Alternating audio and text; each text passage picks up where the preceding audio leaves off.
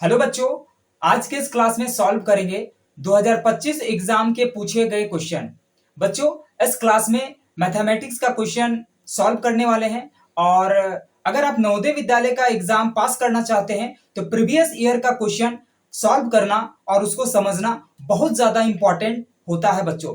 तो चलिए आज के इस क्लास में क्वेश्चन को सॉल्व करते हैं। तो आज हम सॉल्व करेंगे 41 क्वेश्चन को और क्वेश्चन है 41 जिसमें कहा जा रहा है कि 1 और 11 के बीच कितनी अभाज्य संख्या है। यहाँ पे बताना है कि कितनी अभाज्य संख्या है 1 और 11 के बीच। तो यहाँ पे सबसे इंपॉर्टेंट हो जाता है बच्चों समझना कि जब पूछा जाएगा दो संख्या के बीच में तो क्या करना होगा, उसमें 1 को और 11 जो पूछा है 1 और 11 के बीच अभाज्य संख्या, उसमें 1 को नहीं लेना है और 11 को नहीं लेना है। इसके बीच की अभाज्य संख्या क्या क्या हो जाएगी, तो इसके बीच की अभाज्य संख्या हो जाएगी 2, 2 के बाद हो जाएगी 3, 3 के बाद हो जाएगी 5, 5 के बाद हो जाएगी 7। तो ये जो अभाज्य संख्या होगी बच्चों, यही हो जाएगी आपका इस क्वेश्चन का करेक्ट आंसर। तो क्या हो जाएगा, इसको गिन देते हैं 1 2 3 4, टोटल लिख देंगे 4। तो 4 ऑप्शन में है तो ऑप्शन में जी हाँ 4 है। कौन सा ऑप्शन में है, तो ऑप्शन बी में है। ये हो जाएगा 41 का करेक्ट आंसर। बच्चों, नेक्स्ट क्वेश्चन जो है वो बहुत ही प्यारा सा क्वेश्चन है 42 नंबर, जिसमें कहा जा रहा है 999 और 9999 का गुणनफल है। मतलब यहाँ पे जो दो नंबर्स दिए गए हैं बच्चों, इसको क्या करना है, मल्टीप्लाई करना है और मल्टीप्लाई करने के बाद देखना है कि इसमें से कौन सा ऑप्शन एक सही निकल करके आता है। तो इसको कुछ नहीं करना है, 9999 लिख लेंगे बच्चों। S9 को लिखेंगे और यहाँ पे 999 है, इस 999 को लिखेंगे और क्या करेंगे, मल्टीप्लाई करेंगे। 99 से क्या होता है, 99 से होता है 81। ठीक है, 81 का क्या लिखेंगे, 1 लिखेंगे, कैरी हो जाएगा 8। 99 से 81, 81 और 8 क्या हो जाएगा बच्चों, 89 हो जाएगा। 89 का क्या लिखेंगे, 9 लिखेंगे, फिर इसको करेंगे से 99 से 81, 81 और 8 89, फिर से 9 होगा, फिर से कैरी लिखेंगे 8, 99 से 81 और 8 89, फिर मल्टीप्लाई करेंगे इससे तो क्या आ जाएगा, सेम नंबर आएगा क्योंकि 9 से जब मल्टीप्लाई किया 9 से तो क्या आ गया, 19998 आ गया। तो जब इस 9 से करेंगे तो क्या आएगा, सेम आएगा, इसलिए क्या लिखेंगे, सीधे लिखेंगे 19998। अब इस 9 को भी जगह पे क्या लिखेंगे, 19998। अब इसको क्या करेंगे बच्चों, इसको प्लस कर देंगे, इसको प्लस कर देंगे, 1 का 1, 9 और 1 0, 9 8 9 9, ये बन करके आ जाएगा आंसर। आंसर आ जाएगा 99890, एक यहाँ पे मिस हो गया 0 0 1, ये बन करके आ जाएगा बच्चों इसका करेक्ट आंसर। आंसर देखेंगे तो आंसर किस में आएगा, ऑप्शन नंबर सी जो होगा करेक्ट ऑप्शन बन जाएगा। बच्चों, नेक्स्ट क्वेश्चन जो है वो बहुत ही ट्रिकी क्वेश्चन है और उसको बनाने से पहले अच्छे से समझना होगा, और नहीं तो एग्जाम में बच्चे ऐसे ही क्वेश्चन में फंसते हैं और गलती करते हैं। क्या लिखा हुआ बच्चों 43 क्वेश्चन में, क्या कह रहा है कि 0.2 तथा 0.03, 0.2 और 0.003 क्या करना है, इसको मल्टीप्लाई करना है। गुणनफल मतलब मल्टीप्लाई होता है, तो इसको सॉल्व करने के लिए क्या करना है, 0.03 लिखेंगे, मल्टीप्लाई क्या था 0.2 लिखेंगे। अब इस जो डिजिट है इस डिजिट को इस डिजिट के साथ क्या करेंगे, मल्टीप्लाई करेंगे। 3 2 क्या हो जाएगा बच्चों, 3 2 लिखेंगे 6 लिख देंगे।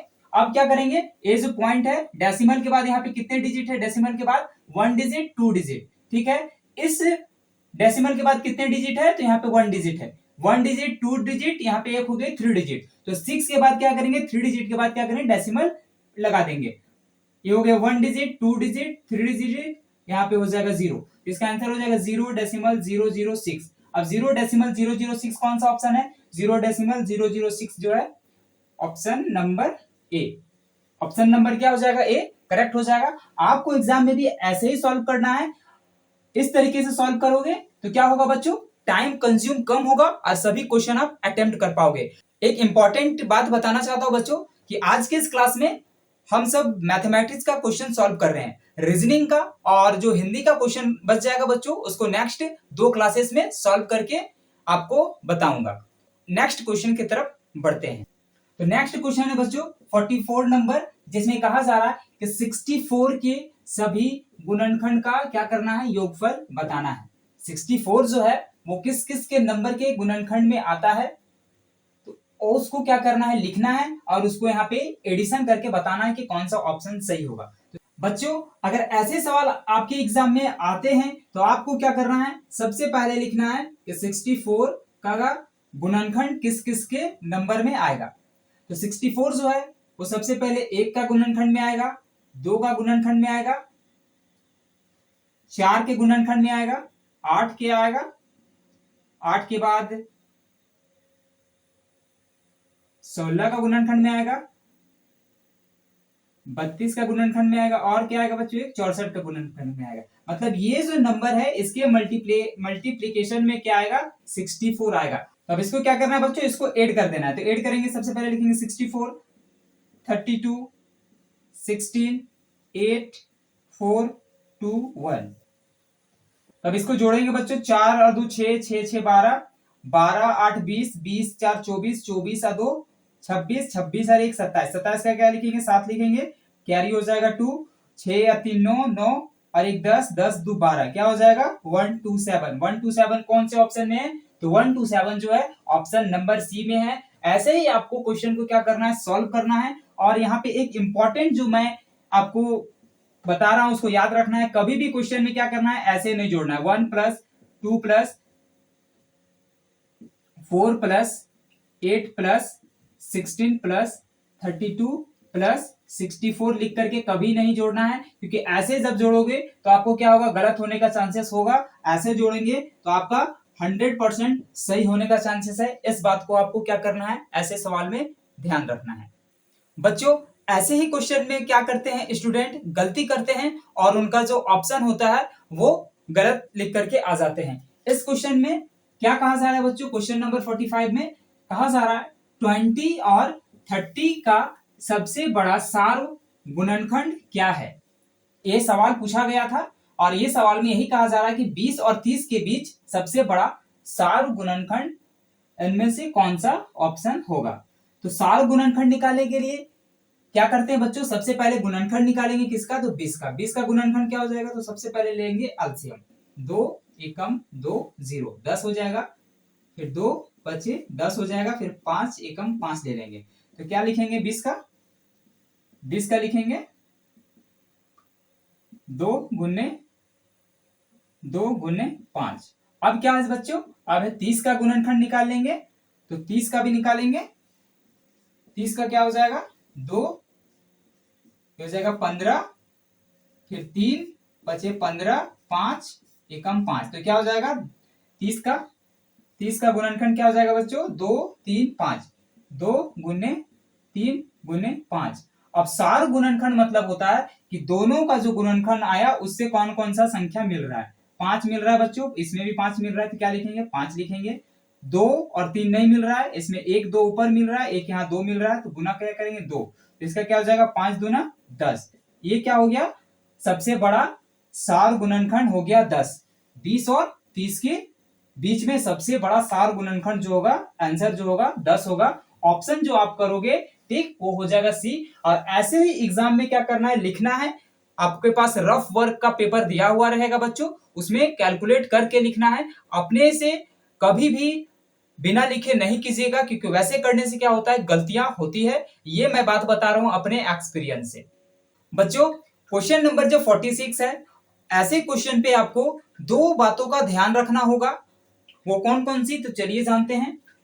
क्वेश्चन नंबर 46 में कहा जा रहा है कि निम्नलिखित को सरल करने पर प्राप्त होगा। ये जो यहाँ पे लिखे गए हैं 1 नंबर 2 नंबर 3 नंबर 1 4 नंबर, इसमें क्या करना बच्चों, इसको सॉल्व करना है। सॉल्व करके यहाँ पे एक ऑप्शन आ जाएगा। तो सबसे पहले यहाँ पे क्या है, 6.082 प्लस 60.82 प्लस 608.2 माइनस 0.6082, इसको सॉल्व करना है।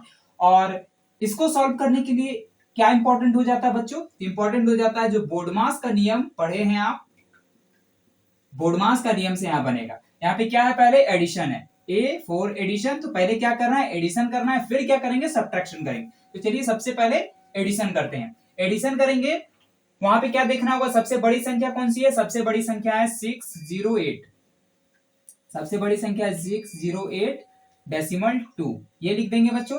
फिर क्या हो जाएगा, 60 डेसिमल 82, फिर क्या हो जाएगा बच्चों, ये हो जाएगा 6.082, ये हो जाएगी।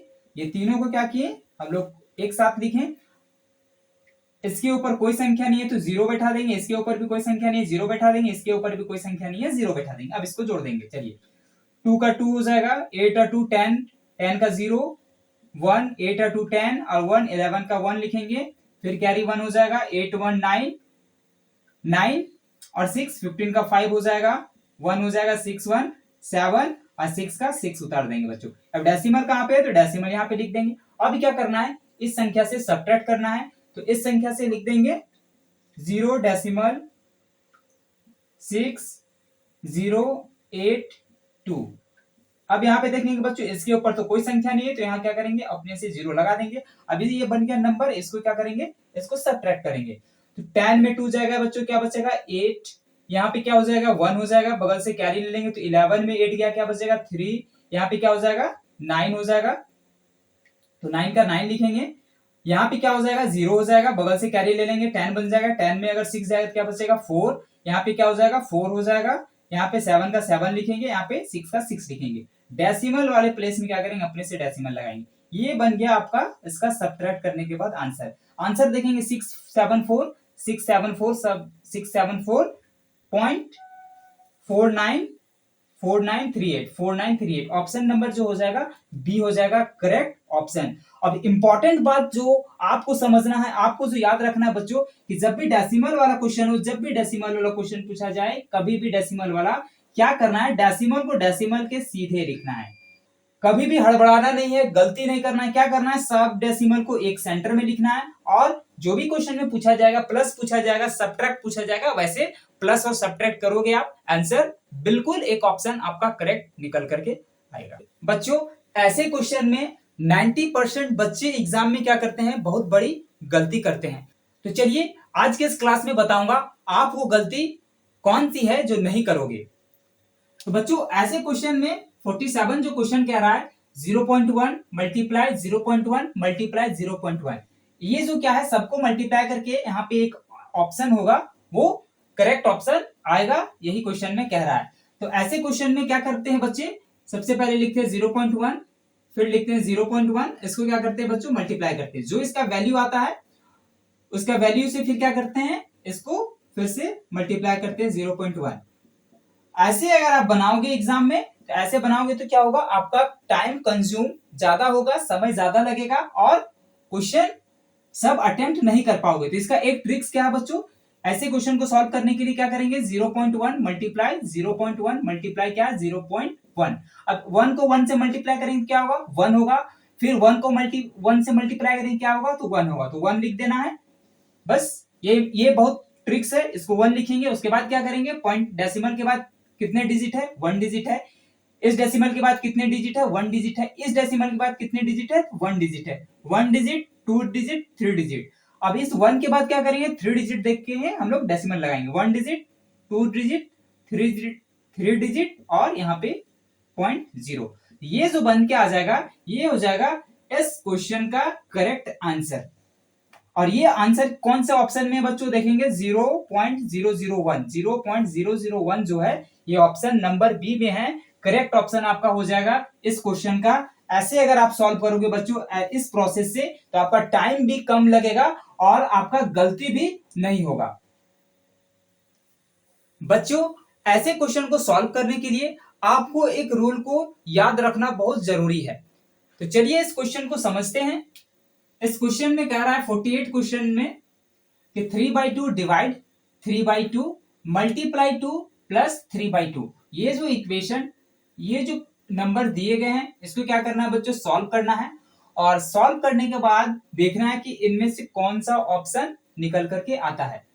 तो यहाँ पे एक इंपॉर्टेंट जो रूल होता है बच्चों, वो याद रखना है, BOD MAS बोर्ड मास। बोर्ड मास मतलब क्या होता है, यहाँ पे क्या है, डिवाइड है तो पहले डिवाइड करेंगे, फिर क्या है, मल्टीप्लाई है। तो फर्स्ट डिवाइड, सेकेंड मल्टीप्लाई, और थर्ड क्या हो जाएगा, एडिशन हो जाएगा। तो चलिए इसी रूल से आगे क्वेश्चन सॉल्व करते हैं।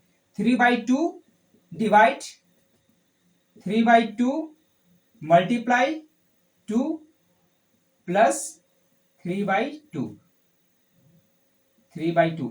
बच्चों यहाँ पे क्या है, सिंगल नंबर है, एक नंबर, इसीलिए क्या करेंगे, अपने से यहाँ पे एक हम लोग नीचे लिख देंगे। अब क्या करेंगे, डिवाइड है तो डिवाइड करेंगे 3/2। डिवाइड को जब भी हम लोग लिखते हैं क्या करते हैं, चेंज करते हैं, मल्टीप्लाई का साइन हो जाएगा, न्यूमरेटर वाला जो हो जाएगा, न्यूमरेटर वाला जो होगा डिनोमिनेटर में हो जाएगा, डिनोमिनेटर वाला जो होगा न्यूमरेटर में हो जाएगा।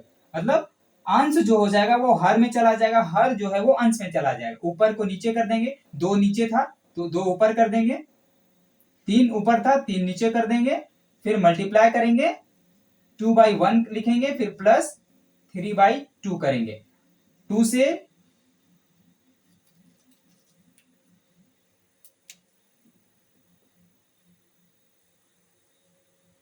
2 कट जाएगा बच्चों, 3 से 3 कट जाएगा 1 बार में, तो क्या बचेगा, 1/1 लिखेंगे, 1/1 मल्टीप्लाई 1/1, फिर लिखेंगे मल्टीप्लाई 2/1, फिर लिखेंगे प्लस 3/2।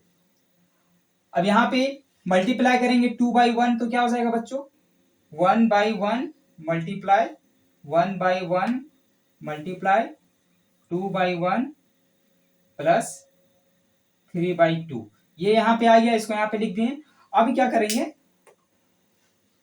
इसको अगर मल्टीप्लाई करते हैं, 1 को 1 से मल्टीप्लाई करेंगे तो क्या होगा, 1 को 1 से मल्टीप्लाई करेंगे क्या होगा, 1 होगा, और 1 को 1 से मल्टीप्लाई करेंगे तो 1 होगा, फिर मल्टीप्लाई 2/1 प्लस 3/2।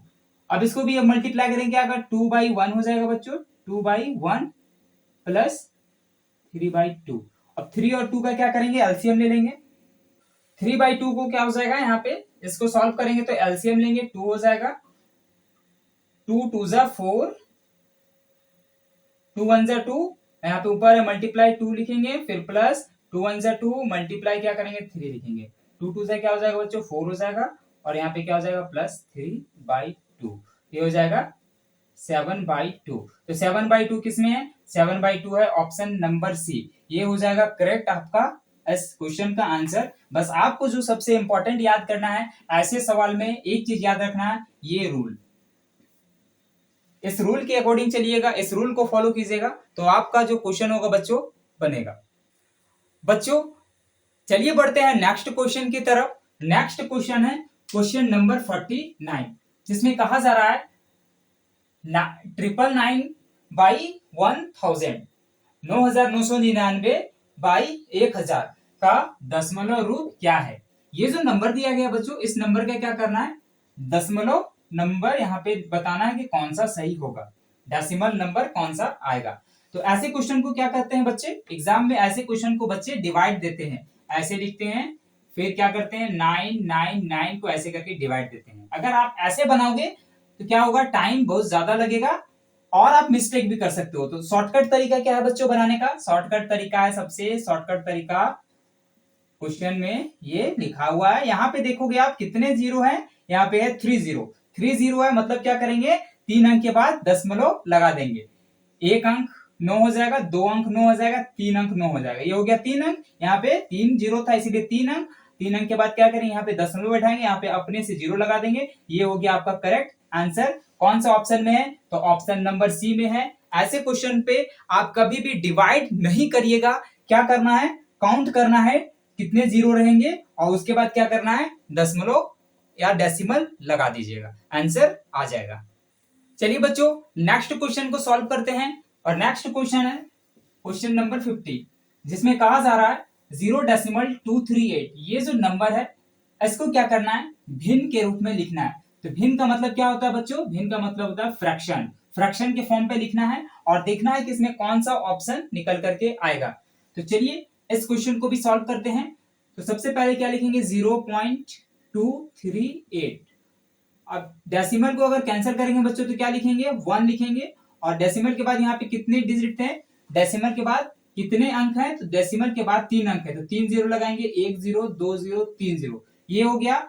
अब इसको क्या करेंगे, इसको लिखेंगे 238 बाई 1000, ये हो जाएगा। अब यहां पे क्या करेंगे, 2 से डिवाइड करेंगे, 2 5 जा 10 0 0, 2 1 जा 2, 2 1 जा 2 1, 2 9 जा 18, तो आ जाएगा बच्चों 119 बाई 500, ये इसका डेसिमल रूप आ जाएगा, ये 119 बाई 500। ऑप्शन नंबर जो हो जाएगा ये हो जाएगा करेक्ट ऑप्शन। बच्चों इस क्वेश्चन को ज्यादा एक्सप्लेन करके नहीं बता रहे हैं, क्योंकि अगर एग्जाम में अगर आप बनाओगे तो एग्जाम में ऐसे ही आपको बनाना होगा जिससे समय कम लगे और सभी क्वेश्चन को आप अटेम्प्ट कर पाओ, सभी क्वेश्चन को आप अटेम्प्ट कर पाओ। बच्चों अगर आप फुल एक्सप्लेनेशन वाला सॉल्यूशन देखना चाहते हैं तो आप हमारे क्लासेस भी ज्वाइन कीजिए, वहां पे मैं फुल एक्सप्लेनेशन के साथ बताता हूं। तो चलिए नेक्स्ट क्वेश्चन को अब बढ़ते हैं बच्चों, चलिए बढ़ते हैं नेक्स्ट क्वेश्चन की तरफ। नेक्स्ट क्वेश्चन है क्वेश्चन नंबर 51, जिसमें कहा गया है 100 सेंटीमीटर स्क्वायर को वर्ग मीटर में बदलने पर क्या प्राप्त होगा।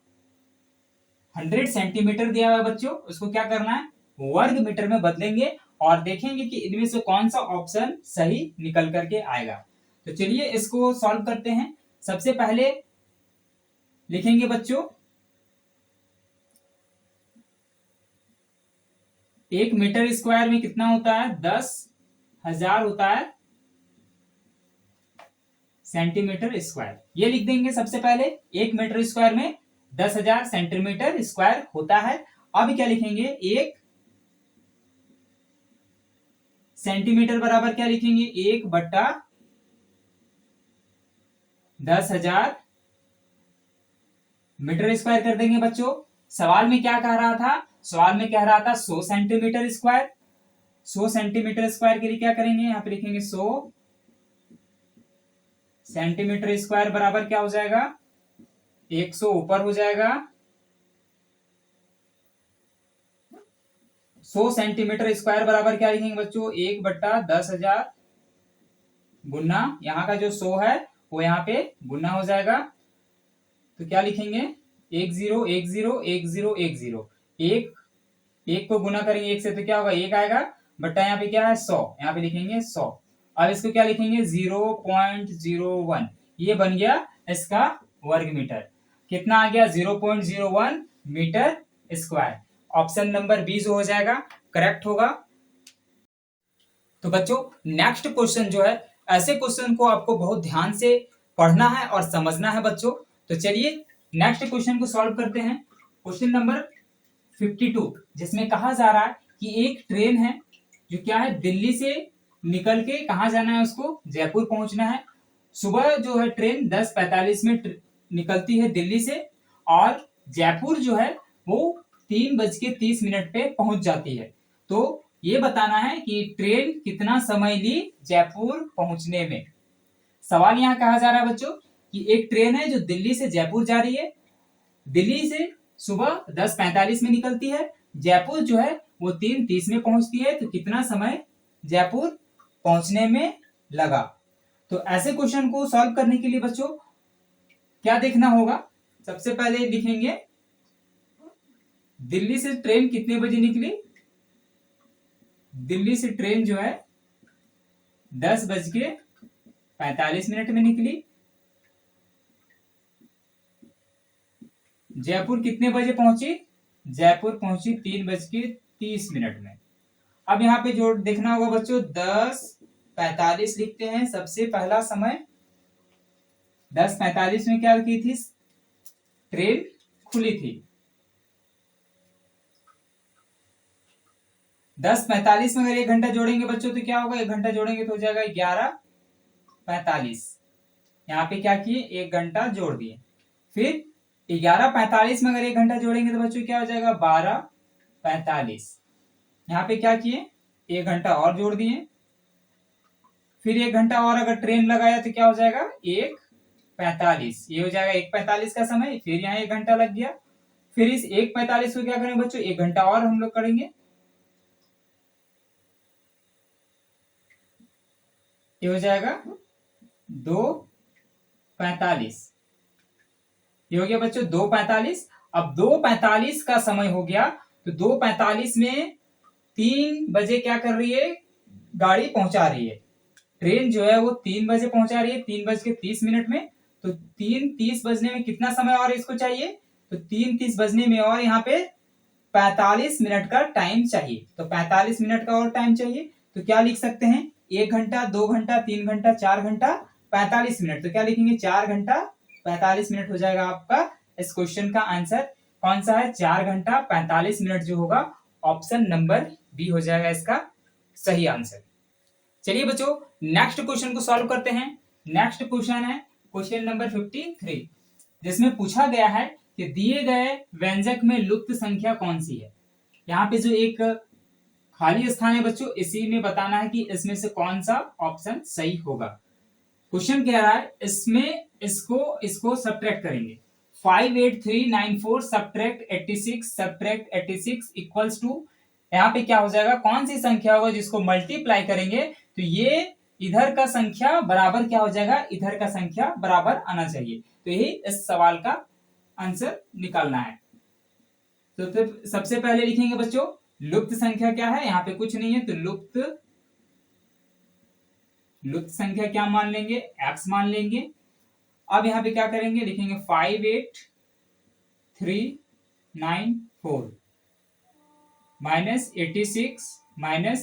-86 इक्वल्स टू ब्लैंक लिखेंगे। तो ब्लैंक की जगह पे क्या माने थे बच्चों, लुप्त संख्या क्या माने थे, लुप्त संख्या x माने थे, इसीलिए यहाँ पे क्या लिखेंगे, x मल्टीप्लाई 86 हो जाएगा। अब एक चीज आप याद करिए, यहाँ पे क्या है, यहाँ पे माइनस है, यहाँ पे भी क्या है, यहाँ पे माइनस है। तो माइनस माइनस क्या होता है, माइनस माइनस प्लस हो जाता है। लिखेंगे 58394, साइन जो होगा वो माइनस होगा, लेकिन दोनों को क्या करेंगे, 86 और 86 प्लस हो जाएगा। तो 8 और 8 क्या हो जाएगा, 16 हो जाएगा। 16 के 6 लिखेंगे, हाथ में 1 होगा। 6 और 6 क्या हो जाएगा, 6 और 6 12 हो जाएगा। 2 लिखेंगे, हाथ में 1 बचेगा। 8 8 8 16 और 1 17 हो जाएगा। इक्वल्स टू लिखेंगे x मल्टीप्लाई 86। अब इसको क्या करेंगे, सब्ट्रैक्ट करेंगे। तो 4 में 2 जाएगा तो क्या बचेगा, 2 बचेगा। 9 में 7 बचे जाएगा तो क्या बचेगा, 2 बचेगा। 3 में 1 जाएगा तो क्या बचेगा, 2 बचेगा। और यहाँ पे 58 जो है 58 ऐसे लिख देंगे। इक्वल्स टू क्या हो जाएगा, x मल्टीप्लाई 86। अब अगर x को इधर रखेंगे तो क्या हो जाएगा बच्चों, 86 को इधर लिखेंगे तो लाएंगे तो 58222 सब्ट्रैक्ट 58222 बाई क्या लिखेंगे, बाई में आ जाएगा 86, क्योंकि यहाँ पे क्या था, मल्टीप्लाई में था। मल्टीप्लाई को जब भी आरएचएस से एलएचएस में लाते हैं तो क्या होता है, डिवाइड में चला जाता है। अब इसको क्या करेंगे, डिवाइड करेंगे। तो 2 से इसको काटेंगे, 2 चौके 8, 2 तिया 6। अब इसको काटेंगे, 5 है यहाँ पे, 2 दूना 4, 1 बच जाएगा तो 18 बन जाएगा। 2 9 18, 2 एकम 2, 2 एकम 2, 2 एकम 2। तो ये बन गया बच्चों 299111 बाई क्या हो जाएगा 43। तो यहाँ पे लिख सकते हैं 2911 बाई 43। अब 43 को क्या करेंगे, डिवाइड करेंगे। तो 43 वन जा नहीं जाएगा तो मल्टीप्लाई करेंगे। 43 6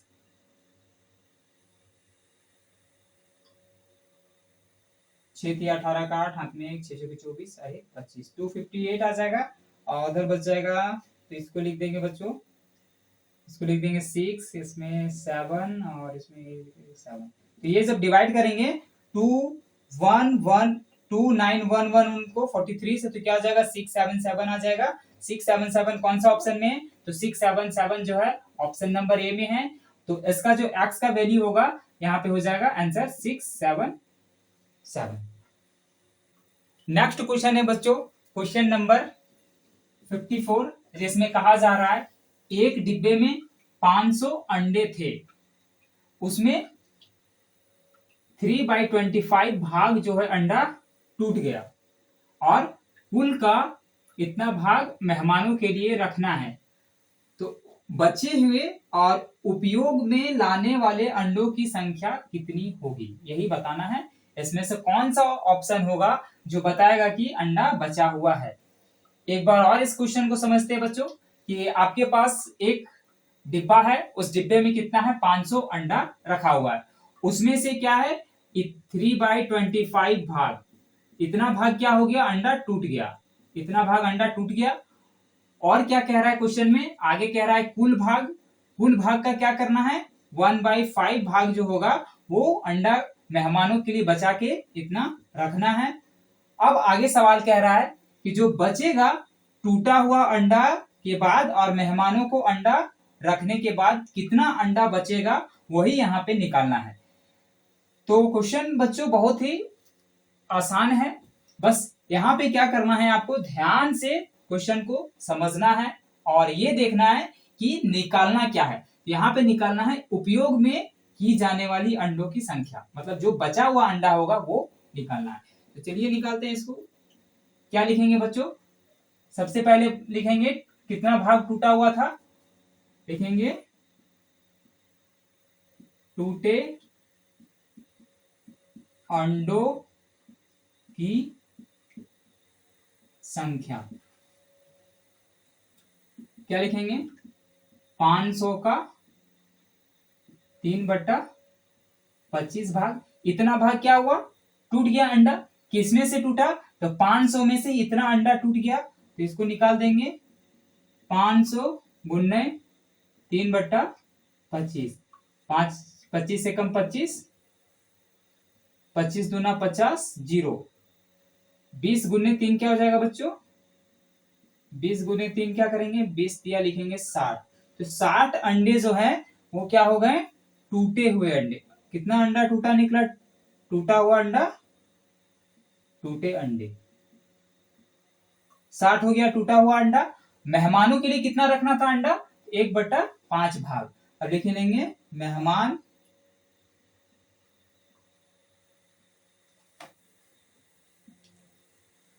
लिखेंगे मेहमानों के लिए, किसमें से, कुल, कुल मतलब कितना, 500 अंडे में से इतना भाग 1/5 भाग क्या रखना था, मेहमान के लिए रखना था। फिर लिखेंगे 500 का 1/5। अब लिखेंगे बच्चों 500 गुने 1/5, 5 एकम 5, 5 एकम 5, ये हो जाएगा 100। क्या लिखेंगे, 100 जो होगा अंडा मेहमान के लिए रखा गया। 60 अंडा क्या हुआ था, 60 अंडा टूट गया था। 100 अंडा क्या हो गया, 100 अंडा रखा गया। तो क्या करेंगे, 60 अंडा टूटा हुआ निकला, 100 अंडा जो था वो मेहमानों के लिए रखा गया। कितना अंडा हो गया, टोटल अंडा हो गया 160।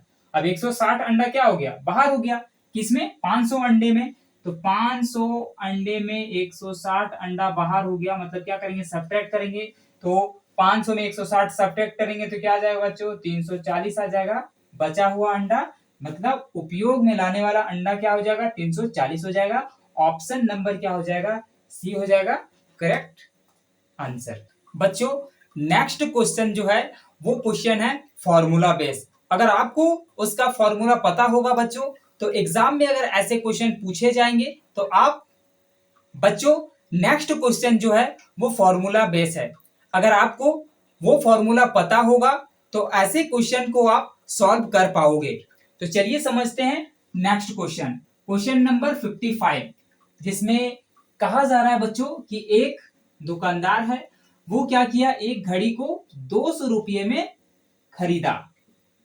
एक दुकानदार 200 रुपये में एक घड़ी को खरीदा और उस घड़ी को क्या किया, 40 रुपया के लाभ के साथ बेच दिया। अब बताना है उस घड़ी का विक्रय मूल्य क्या होगा।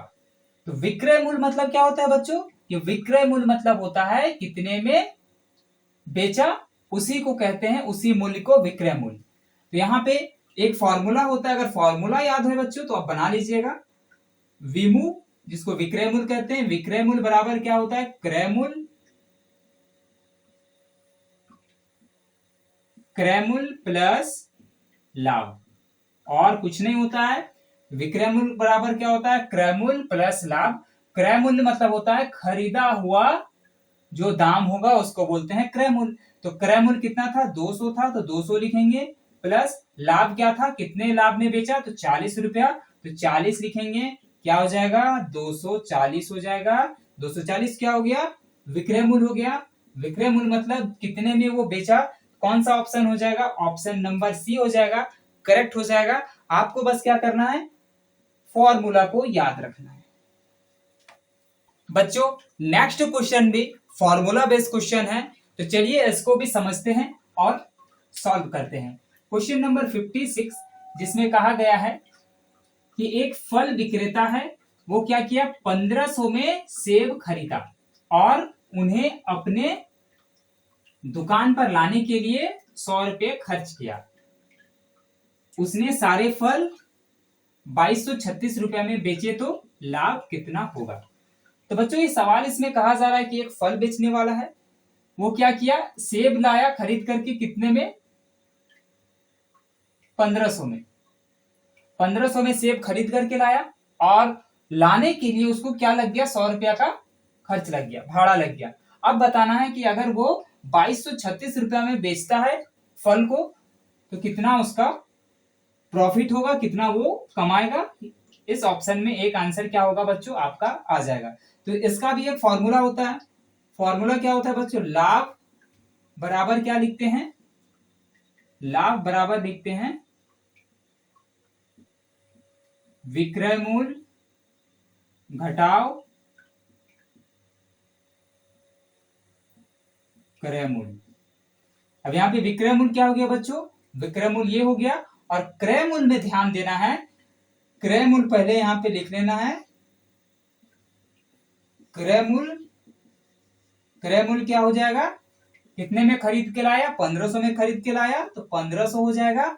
और 100 रुपया क्या कर रहा था, 100 रुपया वो लाने में खर्च कर रहा था, तो जो भी खर्च वो किया लाने में, वो क्या हो गया, क्रय मूल्य में जुड़ जाता है।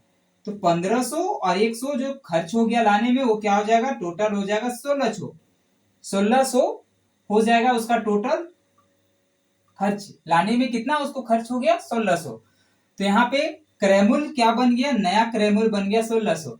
अब यहाँ पे देखेंगे बच्चों, विक्रय मूल्य क्या था, कितने में बेच रहा था फल वाला, 2200 में बेच रहा था, 2236 में बेच रहा था। टोटल वो खर्च कितना किया, 1600। अब इसको घटा देंगे, 1600, तो 1600 में 2200 को घटाएंगे, तो ऐसे लिखना है 22361600। 6 का 6 हो जाएगा, 3 का 3 हो जाएगा, 12 में 6 गया तो क्या बचेगा, 6 बचेगा, 1 का 1 0, कट जाएगा, तो क्या हो जाएगा, 636 रुपया। तो 636 रुपया क्या हो गया, उस फल वाले को फायदा हुआ, प्रॉफिट हुआ। अब यहाँ पे ये देखना है कि कौन सा ऑप्शन में है, 636 जो है ऑप्शन नंबर बी में है बच्चों। बच्चों ऐसे क्वेश्चन को बहुत ही ध्यान से समझना होता है, क्योंकि ऐसे क्वेश्चन गलती अक्सर एग्जाम में होते हैं। तो ये क्वेश्चन है क्वेश्चन नंबर 57, जिसमें कहा जा रहा है बच्चों कि एक पंचभुज है जिसका परिमाप है 80 सेंटीमीटर तथा उसकी 4 भुजाओं का लंबाई का योगफल जो है वो है 63 सेंटीमीटर। तो पांचवी भुजा की लंबाई क्या होगा। यहां पे कह रहा है बच्चों पंचभुज, पंचभुज 1 2 3 4 5, ये हो गया पंचभुज। इस पंचभुज का परिमाप जो दिया हुआ है वो दिया हुआ है 80 सेंटीमीटर। ये पूरा जो दिया हुआ है समझ लेते हैं 80 सेंटीमीटर। अब यहाँ पे 4 भुजा का लंबाई दिया हुआ है 63 सेंटीमीटर, तो पांचवी भुजा को निकालना है। और यहाँ पे एक ऑप्शन क्या हो जाएगा, एक ऑप्शन सही निकल करके आएगा। तो ऐसे सवाल को क्या करेंगे बच्चों, सबसे पहले ऐसे सवाल पे क्या दिया हुआ है उसको लिखना होता है परिमाप। सबसे पहले लिखेंगे परिमाप। और एग्जाम में आपको कम समय लगाने के लिए क्या होगा, छोटा छोटा लिखना होगा ताकि कम समय लगे और आंसर निकल जाए। परिमाप बराबर लिखेंगे 80 सेंटीमीटर। आगे क्या लिखा हुआ है, 4 भुजाओं की लंबाई। लिखेंगे 4 भुजाओं की लंबाई। 4 भुजाओं की लंबाई क्या था बच्चों? 63 था। 63 हो जाएगा। अब क्या लिखेंगे? पांचवी भुजा निकालने के लिए क्या आ रहा है, तो लिखेंगे परिमाप बराबर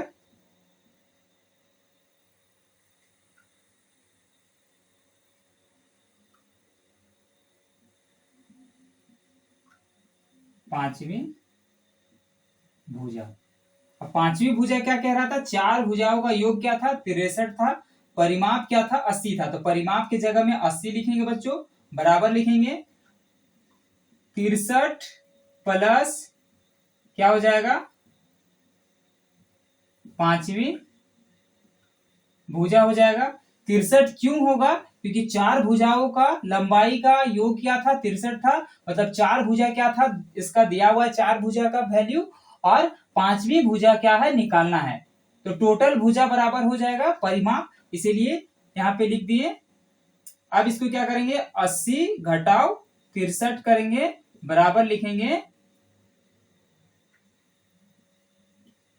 पांचवी भुजा। अब 80 को क्यों किए सब्ट्रैक्ट? क्योंकि 63 जो था वो इधर है प्लस में, प्लस वाले को जब इधर लिखेंगे तो क्या हो जाएगा? माइनस हो जाएगा। अब 80 में 63 को घटा देंगे तो क्या आ जाएगा? 80 में 63 को जाएंगे 7, 7 में 6 या 1, 17। ये हो जाएगा 17 सेंटीमीटर। 17 सेंटीमीटर ऑप्शन कौन सा है? 17 सेंटीमीटर ऑप्शन है डी। तो पांचवी भुजा का जो लंबाई होगा बच्चों वो हो जाएगा डी, करेक्ट आंसर। बच्चों नेक्स्ट क्वेश्चन बहुत ही इजी है, और इसमें कहा जा रहा है क्वेश्चन नंबर 58 कि एक संपूर्ण कोण का बराबर है। एक संपूर्ण कोण किसके बराबर है? एक समकोण के बराबर होता है कि 2 समकोण के बराबर होता है, 3 समकोण के बराबर होता है, या 4 समकोण के बराबर होता है? इसमें यही कहा जा रहा है कि एक संपूर्ण कोण। तो सबसे पहले बच्चों लिखेंगे आंसर, संपूर्ण कोण किसको कहते हैं? संपूर्ण कोण होता है जो पूरा हो जाए कोण। पूरा कोण मतलब एक गोल आकार का हो जाए। तो संपूर्ण कोण का वैल्यू क्या हो जाएगा? 360 हो जाएगा। अब 360 जो है उसमें कितने समकोण होंगे? तो एक समकोण का वैल्यू कितना होता है बच्चों? एक समकोण बराबर होता है 90 डिग्री। यहां में कितना दिया हुआ है? पूर्ण 360 दिया हुआ है। तो लिखेंगे समकोण बराबर 360 बटा 90। 1010, 9 के हम 9, 9 चौके 36, कितना हो जाएगा? 4। तो क्या हो जाएगा? एक संपूर्ण कोण में 4 समकोण होंगे। तो 4 ऑप्शन दिया हुआ है किसमें? डी में। तो ये हो जाएगा करेक्ट आंसर। तो चलिए बढ़ते हैं बच्चों नेक्स्ट क्वेश्चन की तरफ। नेक्स्ट क्वेश्चन है क्वेश्चन 59, जिसमें कहा जा रहा है एक आयत के सभी अंतःकोणों का योगफल क्या होता है। यहाँ एक आयत है, उस आयत के जो भी अंदर के कोण होगा उसको अगर जोड़ देंगे तो इसमें से कौन सा नंबर निकल करके आएगा। तो सबसे पहले बच्चों इस सवाल को सॉल्व करने से पहले, आयत ये हो गया एक आयत, इसका अंतःकोण क्या हो जाएगा? ये कोण, ये कोण, ये कोण, ये कोण, 4 कोण हो गए यहाँ पे एक आयत में अंतःकोण। अब यहां पे लिखेंगे बच्चों एक आयत के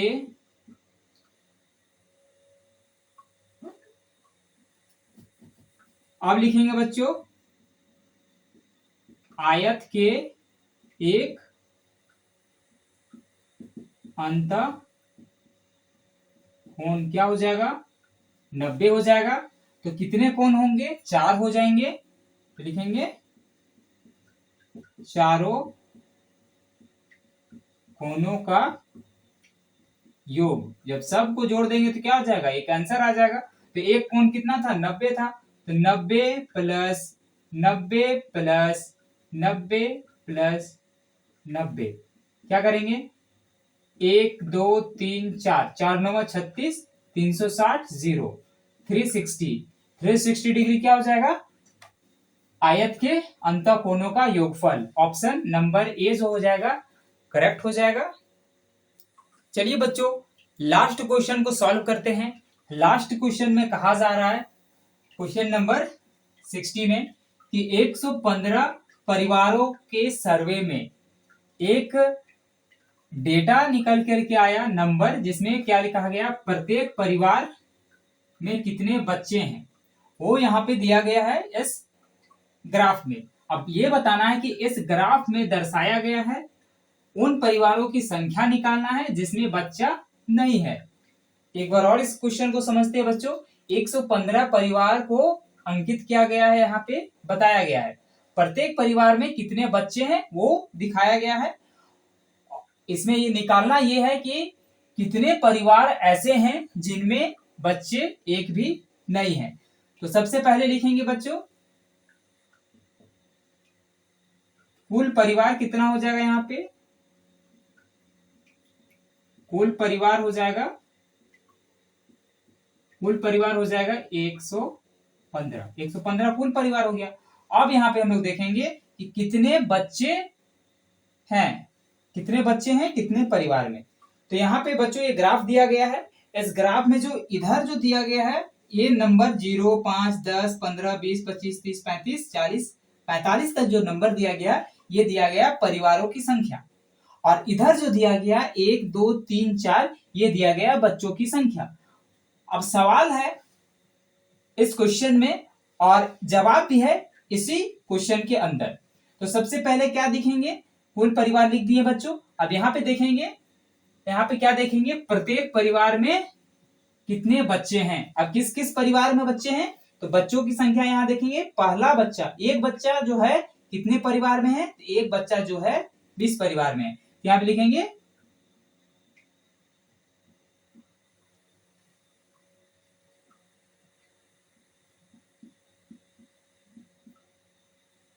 परिवार में बच्चों की संख्या, कितने परिवार में बच्चों की संख्या है, तो एक जो बच्चा है उसमें कितने परिवार हैं, 20 परिवार हैं। यहाँ पे लिख देंगे बच्चों 20। फिर क्या करेंगे, फिर कितने परिवार हैं, यहाँ 2 बच्चे हैं, कितने परिवार में हैं, 30 परिवार में 2 बच्चे हैं तो यहाँ 30 लिख देंगे बच्चों। फिर 3 बच्चे कितने परिवार में हैं, 3 बच्चे जो है 35 परिवार में है, यहाँ पे 35 लिख देंगे। फिर क्या करेंगे, 4 बच्चे जो हैं वो 5 परिवार में हैं तो 5 यहाँ पे लिख देंगे। अब यहाँ पे करेंगे कुल बच्चे, अब कुल कर देंगे, जोड़ देंगे 20 प्लस 30 प्लस 35 प्लस 5, 30 और 20 50, 50 और 35 80, 5 85, 85 प्लस 5 ये हो जाएगा बच्चों 90। तो 90 जो नंबर आया वो क्या आ गया, परिवार में बच्चों की संख्या। कितनी संख्या है, 90 है, 90 है। निकालना क्या था हमें, उन परिवारों की संख्या निकालना है जिसमें बच्चे नहीं हैं। तो कुल परिवार कितना है 115, जिसमें 90 परिवार में क्या है, बच्चे हैं। तो लिखेंगे बच्चे नहीं होने वाले परिवार। क्या करेंगे, बच्चे नहीं होने वाले परिवार, या जिस परिवार में बच्चे नहीं है क्या करेंगे, 115 को 90 से घटा देंगे।